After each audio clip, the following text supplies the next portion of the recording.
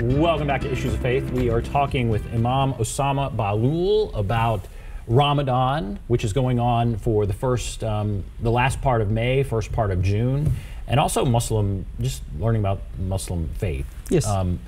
You wanted to add one thing. There's a major feast at the end of Ramadan. Yes. And what's the point of the feast? Muslims, after fasting 1 month,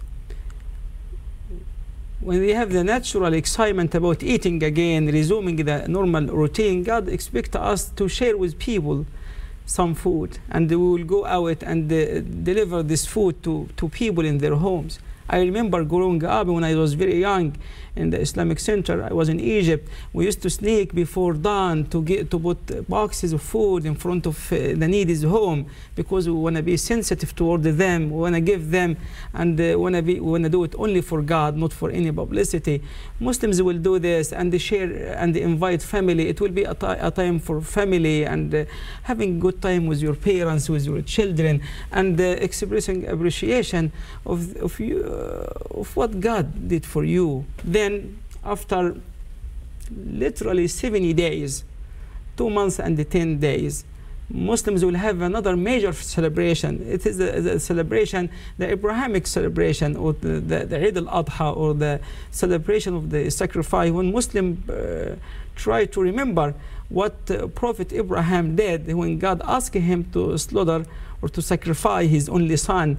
Muslims, 2 or 3 million Muslims will go to make Hajj, perform a pilgrimage. They will be traveling, seeking Mecca, and us here will be slaughtering lambs, and it will be again a time of reflections. We try to fast 10 days before the celebration, and when we slaughter an animal, we say, you know what, you eat 1/3 of it, and you give friends 1/3 of it, and you give the needy 1/3 of it, trying to create an inclusive society. So you know what, people financial struggle must not be a reason for division or isolation, but rather a way for us to recognize them as a member of our family, because Ben, we all came from Adam and Eve.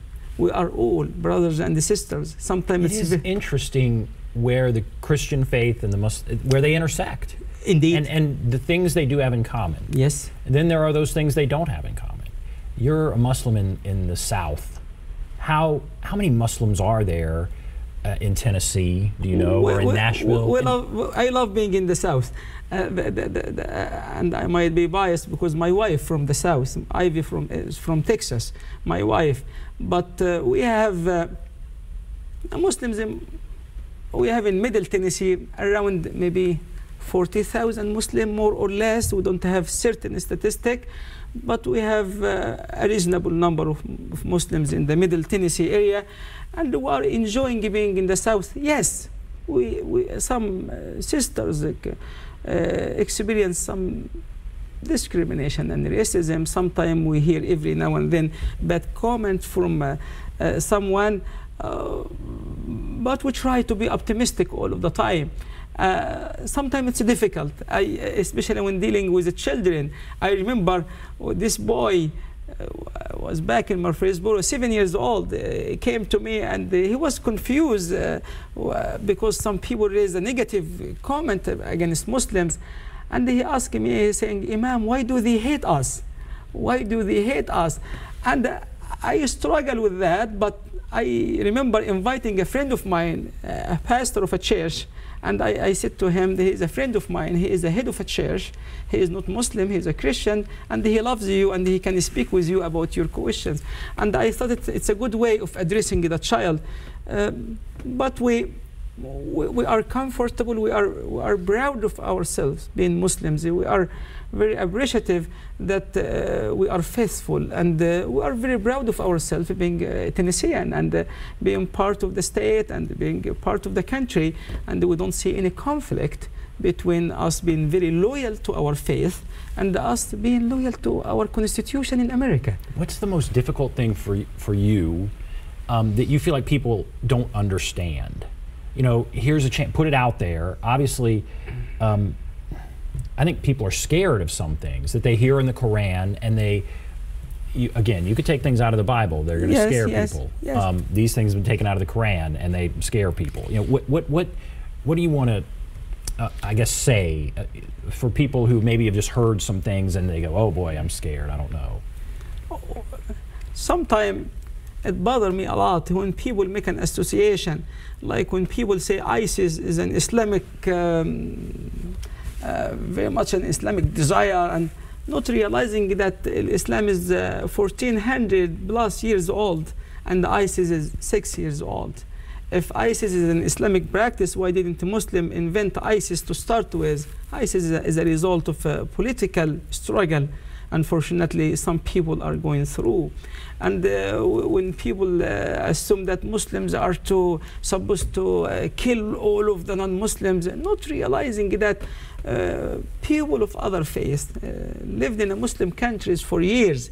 And let me remind you and everyone that we have beautiful churches in America, but it is not the most beautiful building in Christianity. The most beautiful churches worldwide in a Muslim country, in Syria, in Egypt. And why didn't the Muslim destroy all of this building if the idea is we are the only one going to be here? It confuse me often how why people can't see it, why people cannot realize that when talking about Muslim, we are talking about 1.8 billion. 1.8 billion, that's a very large number of people lived in harmony with many people, and Islam supported the freedom of religion, and I hope people can see that. People talk about females' right in Islam, and you guys do not treat your wives well, and I don't know why anyone will raise such a claim. If anyone were to say to me, we want to improve the quality of freedom and they want to recognize the equal right of everyone, I am with you in that. If you were to say to me, you know what, want to improve the right of a female worldwide, I am with you in that. I will work hard to improve their life. I believe that God created us all equal. But for someone to say Muslims, I can't say it.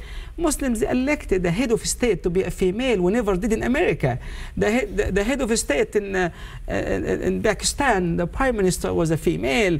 Bangladesh was a female. And Muslim did elect the head of state to be a female. We never did in America. I'm not saying this is to look down upon the country, but I'm trying to make sense out of that. It's sometimes hard for you to see where all of it comes from. So I ask, we only have I wish we had more time. Are you optimistic? I am. And why? Because people are good. The massive majority of the people are wonderful. And I trust that the outcome will be fine. I'm very comfortable. I hope that we start speaking with each other instead of speaking about each other. I wish that you can stop by the Islamic Center. If you are struggling with a verse from the Quran, call an imam and have a chat with him. Go eat with Muslims in the Islamic Center in the time of break and fast. If you have a neighbor, it happened that he is a Muslim, ask him, what do you do? We are all people. After all, again, we all came from Adam and Eve. And I see the best day ahead of us. Because people are good. I trust the quality of the people. There's more ability to communicate than ever before, and yet somehow we seem to have isolated ourselves more than ever. But I think you're right. Talk. Just go and meet with each other. Yes. And ask a question face to face. And let us see each other as brothers and sisters. And we can disagree, but we don't have to hurt each other's feeling. But this is what's unique about America. America is so unique because it's a very diverse country. I see diversity as an opportunity for us all, really to have access to different practice, different culture, build a different experience. We are very unique. I feel like we must take advantage of it.